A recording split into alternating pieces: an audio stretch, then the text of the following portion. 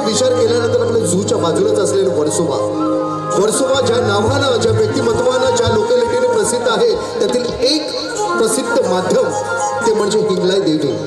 3.5 शक्तिपीठातलं एक जागृत स्थान आपल्या त्या हिंगलाई देवीचं वर्सोवामध्ये आहे. मुंबईमध्ये चाललो, कुठे चाललो? वर्सोवाला चाललो. वर्सोवात कुठे चाललंय? तर हिंगलाई देवीच्या दर्शनाला चाललो. म्हणजे अभिमानाने सांगतोय, हिंगलाई देवीची 2च मंदिरं, एक आपल्या महाराष्ट्रातल्या वर्सोवामध्ये आणि दुसरं पाकिस्तानामध्ये. आता गुगलवरती सर्च केल्यानंतर कळेल की हिंगलाई माता आपल्या फक्त 2 ठिकाणी बसलेले आहे, एक आपल्या भारतामध्ये वर्सोवामध्ये आणि दुसरं पाकिस्तानामध्ये. हिंगोली माता म्हणून तिला नमन केलं जातं, कारण शक्तिपीठ जेव्हा झाली तर 3.5 शक्तिपीठातलं एक रूप ते हिंगोलीला गेले. त्यार्थात पाकिस्तानची हिंगोली मातेला पण प्रणाम करतो. साक्षात कोळ्यांना पावणारी हिंगलाई देवी माता प्रत्येकाला नवसाला पावते.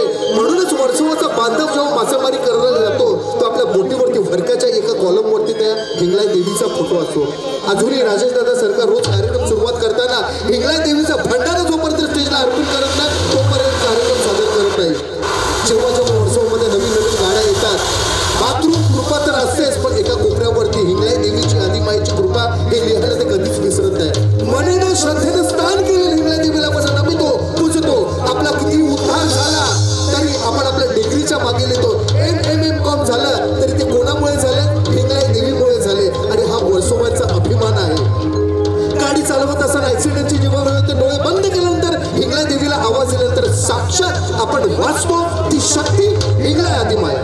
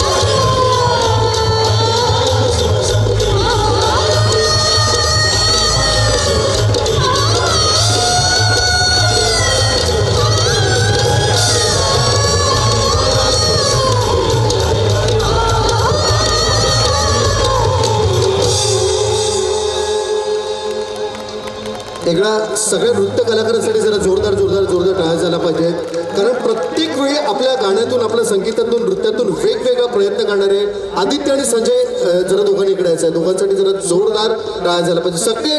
सगळा ग्रुप जरा इथे यायचं स्टेजवर, एकदा जोरदार टाळ्या झाला पाहिजे प्लीज याच्यासाठी, कारण त्यांचं कॉस्ट्युम्स असू देत, त्यांचे नृत्य असू देत, हे सगळं अगदी इतक्या चांगल्या पद्धतीने निभून होतात. आणि आदित्यबद्दल मला मनातून इतका अभिमान आहे, इतका अभिमान आहे, इतका अभिमान आहे की आपण एखाद्या कार्यक्रमाची तारीख घेतलेली आहे, एखाद्याचा कार्यक्रम खराब नको व्हायला.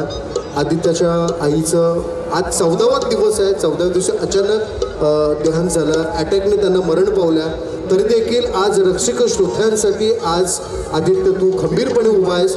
आम्ही सगळे कलाकार तुझ्या पाठीशी आहोत, तुला कधीच आम्ही खचवून देणार नाही, कारण हे आपलं एक घर आहे.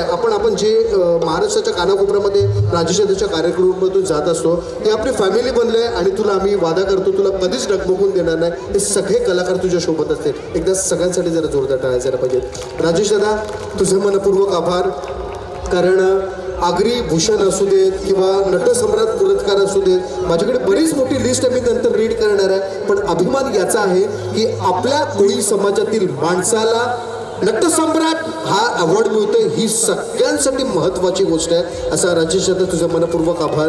तू फक्त हळदीचे कार्यक्रम, लग्नाचे कार्यक्रम, महोत्सवाचे कार्यक्रम नाही, तर गव्हर्नमेंटचे जेव्हा जेव्हा मोठे शोज असतात तर गव्हर्नमेंटच्या कार्यक्रमातून देखील आगरी कोळी संस्कृती जेव्हा जेव्हा दाखवायची असेल तेव्हा मात्र सगळ्यांच्या समोर एकच नाव होतं, one and only Rajesh Kharde. का?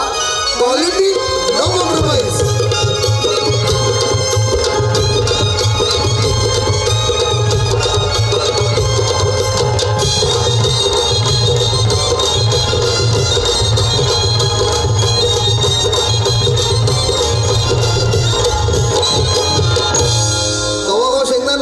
राजेश पक्क पैसे देते शोचं, बाबा तू पक्क पैसे देत नाही, कारण त्याच्या बघा आवरी मोठी जत्रा असते, ते जत्रेचे पैसे देते.